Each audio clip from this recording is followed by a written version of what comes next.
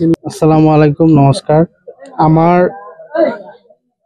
পুহুমবুৰী আচলতে নাম বেহুগুৰি গাঁৱৰ ৮ নং ৱাৰ্ডৰ সকলো ৰাইজক মই নিমন্ত্ৰণ কৰি মোৰ বাসগৃহত আনিছিলোঁ।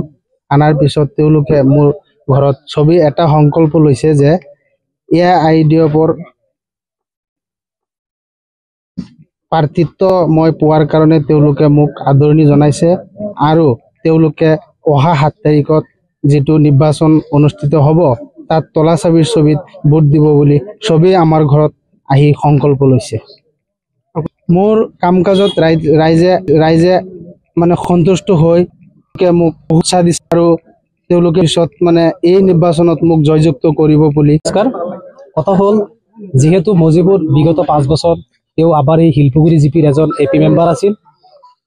তেওঁৰ কাম কাজ মজিবুৰৰ আগতে বহুত AP মেম্বাৰ আছিল, তেওঁলোকে ইমান কাম কাজ আমাৰ জিপিৰ মানে কৰা নাই, টোটেল কৰা নাই আৰু গতিকে বিগত 5 বছৰত মজিবুৰে আমাৰ জিপিত যি কাম কৰিলে মানে সেই কামৰ অনুযায়ী ৰাইজ উৎফুল্লিত হৈ আকৌ তেওঁক মানে সাপোৰ্ট কৰিছে আৰু তেওঁৰ কাম কাজত বহুত ভাল আৰু যিবিলাক কাম কাজ আদৰুৱা হৈছে এইবিলাক কাম কাজ তেওঁ কমপ্লিটলি কৰিব বুলি ৰাইজৰ ওচৰত আস্থা দিছে আৰু ৰাইজেও তেওঁক মানে উৎফুল্লিত কৰিছে যাতে নিৰ্বাচনী বতৰ পাৰ হৈ যাব পাৰে।